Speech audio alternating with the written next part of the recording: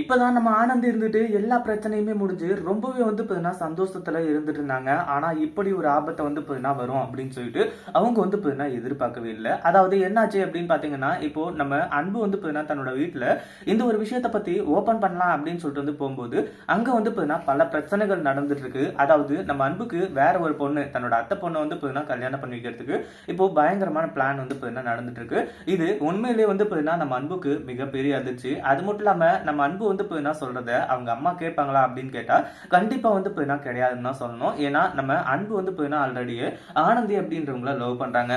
ஆனந்தி ஒரு பெரிய குடும்பத்தோட பொண்ணு அப்படின்னா கூட கண்டிப்பா ஏத்துட்டு இருப்பாங்க. ஆனா இந்த இடத்துல அவங்க அம்மா வைராகியமா இருக்கிறது மட்டும் இல்லாம இப்போ அவங்க அத்தை பொண்ணு துளசியை தான் கல்யாணம் பண்ணணும் அப்படின்ற மாதிரி சொல்லிடுறாங்க. இப்போ இந்த ஒரு விஷயத்த பத்தி நம்ம ஆனந்த் கிட்ட எப்படி அன்பு சொல்றது அப்படின்னு சொல்றது தெரியாம திணறிட்டு இருக்காங்க. ஏன்னா ஏற்கனவே நம்ம ஆனந்தி இப்போ ரொம்ப சந்தோஷத்துல இருக்காங்க.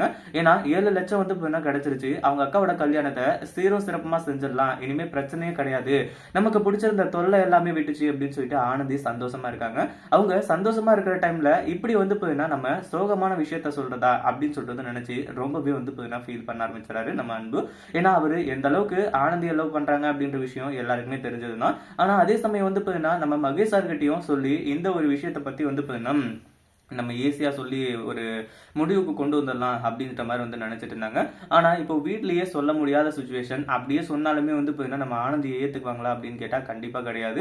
இப்போ என்ன பண்றது ஏது பண்றதுன்னு சொல்றது தெரியாம அன்பு ரொம்பவே குழம்பி போய் இருந்துட்டு இருக்காங்க. அந்த மாதிரி டைம்ல இப்போ நம்ம ஆனந்தி கிட்ட உண்மையை சொல்றதா வேணாமா அப்படின்னு சொல்லிட்டு ரொம்பவே குழப்பத்தில் இருக்கும்போது ஆனந்தி அன்பை பார்க்கறதுக்காக அதாவது அந்த இதில் மறுபடியும் போறாங்க இல்லையா கம்பெனில, அங்க இப்போ நம்ம அன்பு கிட்ட ஆனந்தி பேசுறாங்க. இந்த மாதிரி தான் என்னாச்சு அன்பு, வீட்டுல பேசிட்டீங்களா அப்படி இப்படின்ற மாதிரி கேட்கும்போது நம்ம அன்புவோட ரியாக்ஷன் ரொம்பவே தாறுமாறா இருந்துட்டு இருக்கு. அதாவது எந்த ஒண்ணுமே பண்ண மாட்டேங்கிறாரு. கடைசியா என்னாச்சு அப்படின்னு பாத்தீங்கன்னா, இப்போ நம்ம ஆனந்த் இருந்துட்டு என்னாச்சு உங்க அம்மா ஒத்துக்கலையா அப்படி இப்படின்ற மாதிரி கேட்கும்போது கடைசியில நடந்தது எல்லாத்தையுமே அன்பு சொல்றாங்க.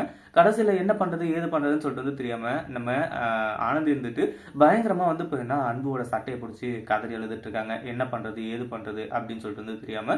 ஏன்னா இது ஒரு சின்ன விஷயம் கிடையாது. அவங்க அம்மா கிட்ட சொல்லி அப்ரூவல் வாங்கிட்டு இருந்தாங்கன்னு வைங்களேன், கண்டிப்பா ரொம்ப சந்தோஷப்பட்டிருப்பாங்க. ஆனா இப்போ இன்னொரு பொண்ணு கல்யாணம் பண்றதுக்காக ஏற்பாடு பண்ணிட்டு இருக்காங்க அப்படின்னு சொல்லிட்டு சொன்ன உடனே தான் நம்ம ஆனந்திக்கு என்ன பண்றது ஏது பண்றதுன்னு சொல்லிட்டு தெரியல.